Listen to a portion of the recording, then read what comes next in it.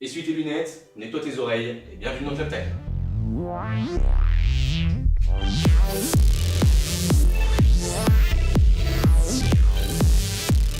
Aujourd'hui, nous parlerons de Luc Besson, réalisateur, producteur et scénariste français, né le 18 mars 1959 à Paris. Et ça y est, ils nous resserrent sa même limonade, comme d'habitude, les réalisateurs, ce qu'ils bouffent à midi, ce qu'ils font leur gosse. En même temps, c'est un peu le but de cette émission. Luc Besson débute l'aventure cinématographique à 17 ans. Tantôt machiniste, régisseur ou assistant réalisateur, il apprend le métier petit à petit. Ouais, il fait surtout ses armes en tant que lardon de service, à servir le café, photocopier les documents et porter le matos, quoi. Il l'apprend aussi en tant que réalisateur, en réalisant son premier court-métrage, l'avant-dernier, qui lui laisse le temps, en parallèle, de travailler en tant qu'assistant réalisateur sur d'autres projets. Si je te dis Le Dernier Combat, Ah bah j'aurais bien aimé que ce soit son dernier, tiens. Mais oui, premier long métrage de Besson, nominé au César pour le César du meilleur premier film, je connais l'histoire, merci. oui, mais ces films lui permettent d'imposer sa signature en tant que réalisateur qualifié de quasi-hollywoodien. Ouais, quasi pompe à fric, ouais. En effet, il travaille sur des films à gros budget, mais aussi sur des vraies œuvres, comme en 94, quand sa carrière explose en France comme à l'international, avec le film Léon, incarné par Jean Reno. Oui, surtout l'occasion pour lui de mettre sur les planches la petite Nathalie Portman, hein, qui a quand même fait bander des générations. Hop. On peut faire un parallèle entre Besson, Zemeckis. Tous deux se sont expérimentés au film d'animation, Besson avec le film La Saga, Arthur et les Minimoys. Ouais, grosse prise de risque là, hein. Scénario, gros budget, film d'animation pour les gosses, tout pour se planter. Hein. Que penses-tu de l'année 97 alors pour Luc Besson?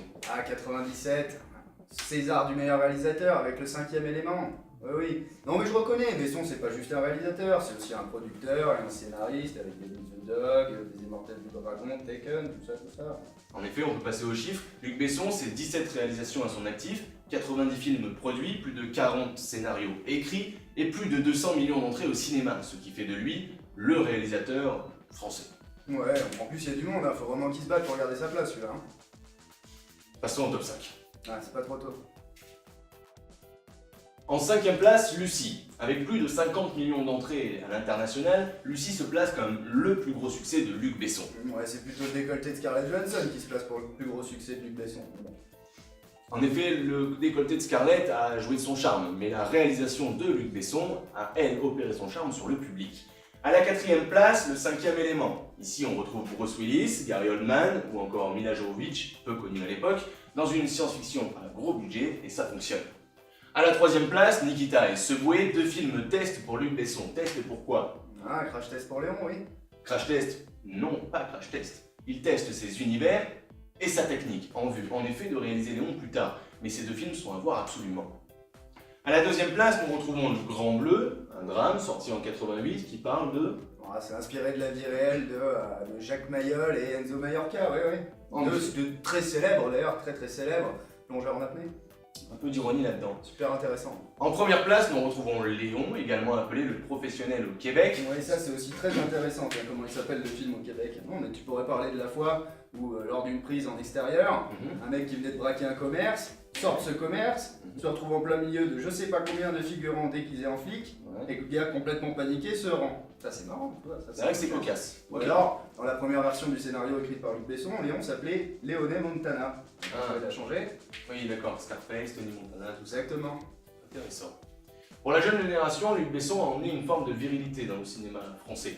Il apporte aussi le fait de partir d'en bas et aller très haut, donc de l'espoir chez les jeunes talents qui se disent vouloir vivre dans ce métier. Non, on a compris que c'était ton idole à la fin, ça va. En effet, je ne nierai pas mon admiration pour ce réalisateur, ce qui fait peut-être de cette chronique une émission pas très objective. Mais heureusement que je suis là pour mettre les points sur les i.